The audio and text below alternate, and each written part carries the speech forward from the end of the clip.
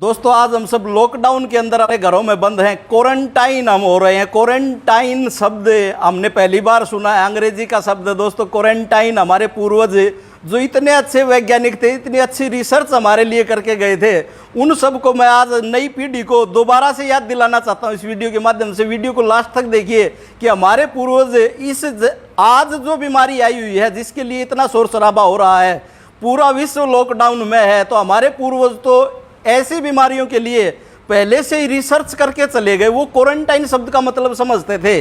कैसे समझते थे, चलो आपको भी एक नए संदर्भ में आज मैं समझाता हूं। दोस्तों बच्चे के जन्म से लेकर जब किसी भी घर में कोई नया बच्चा जन्म लेता था तो 1 महीने के लिए उस जच्चा बच्चा को घर के अंदर ही क्वारंटाइन करते थे, एक अलग कमरे में रखते थे। और बाहर से आने जाने वाला, उसके मायके से भी कोई व्यक्ति आता था तो उसको भी 5 से 7 घंटे अलग बिठाकर फिर उसके साथ मिलने देते थे। ऐसी हमारी समृद्ध परंपरा थी। और दोस्तों दूसरी बात, जिस घर में बच्चे ने जन्म लिया है उस घर के आस पड़ोस के लोग जब तक उनके घर में हवन यज्ञ होकर शुद्धिकरण नहीं हो जाता था तब तक उनके घर से किसी भी चीज़ का लेन देन नहीं करते थे। उसको हरियाणवी भाषा में बोलूँ तो कहते थे कि स्यावड़ लगी हुई है। जब उनके घर से वो निकल जाती थी तो उसके बाद लेना देना शुरू करते थे। दोस्तों उसके बाद बताता हूँ कि हमारे यहाँ तीज त्यौहार मनाकर साल में 2 बार कम से कम पूरे घर की चूने से पुताई करते थे, यानी घर को सैनिटाइज करते थे।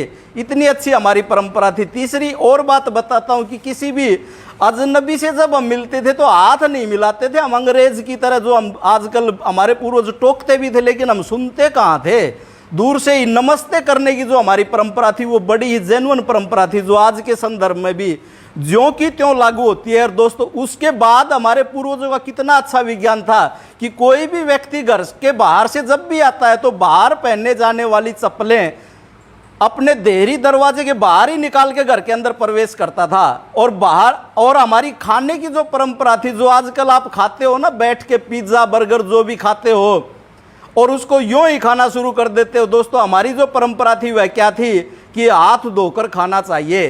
हाथ धोकर हम खाते थे। दोस्तों उसके बाद जो आज के संदर्भ में सबसे बड़ी खोज हमारे पूर्वज करके जा चुके थे कि मृत व्यक्ति के साथ उसके अंतिम संस्कार में जितने भी लोग शामिल होते थे वहां से तुरंत आने के बाद नहाते थे और उन कपड़ों को धोते थे और उसके बाद ही घर में एंट्री करते थे। और घर में पहुंचने से पहले ही, मुझे भी पता है और आप सबको भी पता होगा कि जहां भी हमारा अंतिम संस्कार करने की जो गांव से बाहर जगह होती है उसके पास कहीं ना कहीं पानी की व्यवस्था जरूर होती, वहीं से हाथ धोकर आते थे सभी लोग।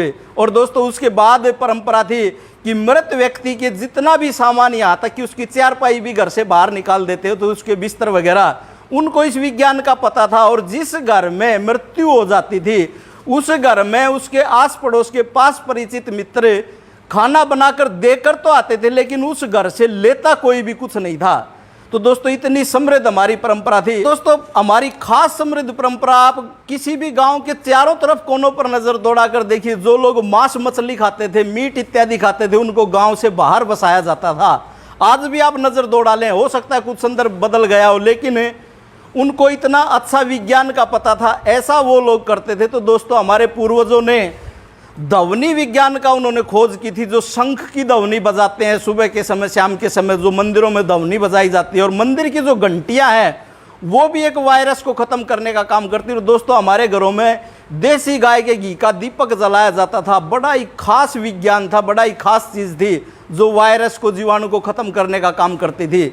दोस्तों कोई भी, किसी भी घर में कोई भी अनिष्ट होने के बाद उस घर के शुद्धिकरण के लिए उसमें हवन यज्ञ अवश्य ही करवाया जाता था। ये भी हमारे पूर्वजों की खोज थी। आज इन नियमों को कोई पालन करता है, इनको मानता है। इस कोरोना से पहले की बात बता रहा हूं तो उसको अनपढ़ गंवार जाहिल समझते हैं। हमें बड़ी भारी भूल हमारी थी। दोस्तों हमारी संस्कृति इतनी समृद्ध थी, आओ पुनः लौट चलें, अपनी परंपराओं को, अपनी मान्यताओं को, अपनी संस्कृति को पुनः अपनाएं और आज की इस महामारी को और आगे आने वाले समय में ऐसी महामारी से हम बचे रहें, अपना परिवार बचा रहे, अपनी परंपराओं को अपनाएं। अपनी वाणी को विराम देता हूं। धन्यवाद। जय हिंद, जय जवान, जय किसान।